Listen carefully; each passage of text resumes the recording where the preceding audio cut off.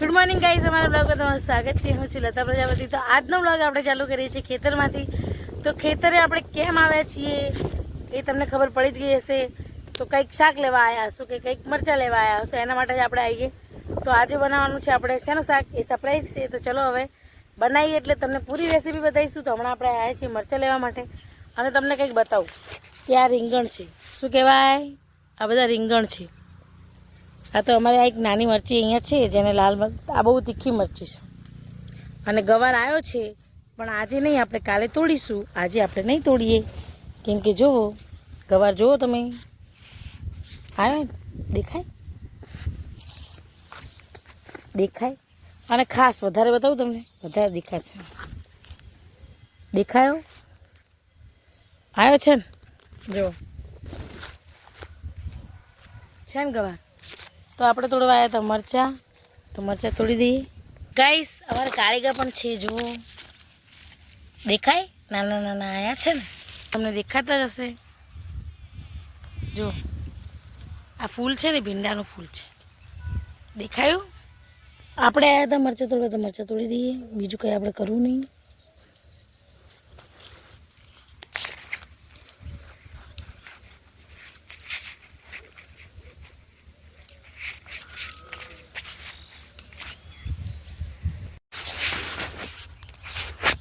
Guys આપણે તોડી દીધા મરચાં. જુઓ કમસે કમ 10 રૂપિયાના તોડ્યા જશે ને મરચાં.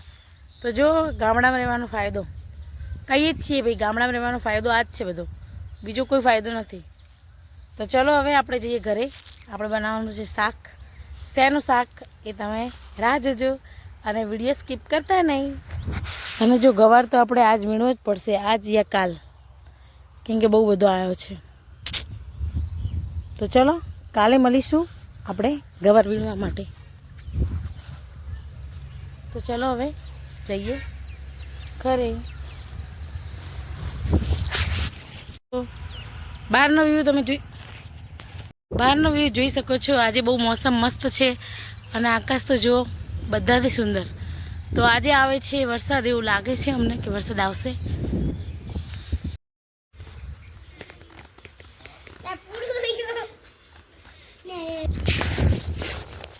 તો ગાઈસ ચલો હવે ઘરે જતા રહી.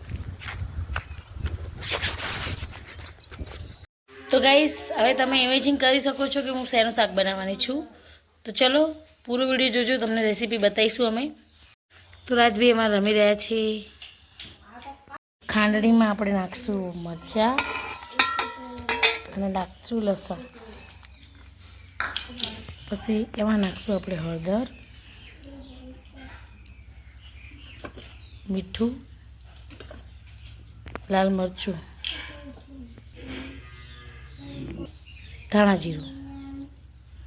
હવે આપણે એને ખાંડી દઈશું. શાક બનાવતા બનાવતા રાજભાઈ કહે છે પાપડ શેકી નાખો. તો આપણે પાપડ શેકીને આપી દઈએ. પહેલાં પેસ્ટ બનાવી છે, એના અંદર આપણે સહેજ પાણી રેડી દઈશું. પાપડના આવી રીતે પીસ કરી દેવાના. તપેલામાં તેલ ગરમ કરવા મૂકવાનું. હવે એની અંદર આપણે રાઈ એડ કરીશું. રાઈ ફૂટી જશે, જે આપણે પેસ્ટ ચટણી બનાવી હતી એ ચટણી નાખી દેવાની અને મિક્સ કરી દેવાનું. ચટણી શેકાય છે, પણ એમાં થોડું એક્સ્ટ્રા પાણી રેડી દેવાનું. જ્યાં સુધી આ લીલા મરચાં લસણ શેકાઈ ના જાય ત્યાં સુધી રાહ જોવાની. હંમેશા યાદ રાખવાનું, ચટણી શેકાઈ જાય એટલે ઉપર તેલ આવશે. એટલે હવે આમાં આપણે પાણી એડ કરીશું.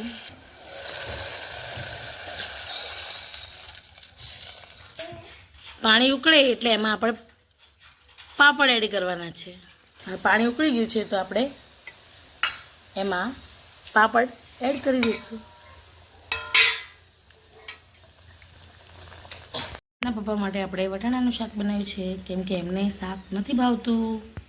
તો ગાઈસ પાપડનું શાક રેડી થઈ ગયું છે. જો તમને જો રસાવાળું ભાવે તો રસાવાળું કરવાનું, અને જો તમને ખાલી પાપડનું ભાવે તો પાપડનું કરવાનું. ઓકે.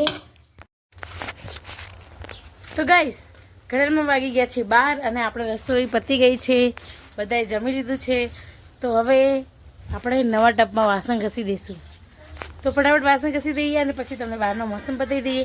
આજે લાઇટ નથી, ફોનમાં બેટરી પણ 8% જ છે, તો પણ આપણે બ્લોગ ચાલુ રાખ્યો છે. તો વિડીયોમાં બને રહેજો, સ્કીપ કરતા નહીં. ઓકે, તો પછી તમને બતાવીએ બહારનું વાતાવરણ કે કેવી રીતે છે. લાઇટ ના હોય તો શું થાય વિચારો યાર. લાઇટવાળાને લાઇટ કાપવી ના જોઈએ હમણાં બપોરના ટાઈમે, બહુ જ ગરમી લાગે. કંઈ વાંધો નહીં, ચલો ગામડામાં છીએ તો વાંધો ના આવે, સિટીમાં હોય તો પ્રોબ્લેમ થાય. પણ એવું હોય કે ગામડામાં જ લાઇટ કપાય, સિટીમાં ના કપાય. સાચી વાત કે ખોટી? તો ચલો આપણે મળીએ થોડી વાર પછી, વાસણ ઘસી લઈએ. માનસી બેન અમારે તગારું લઈને જઈ રહ્યા છે, મામીને એટલી હેલ્પ કરાવે છે. એ કૂતરા કેવા હુતાય, મસ્ત મજાના હુતાય.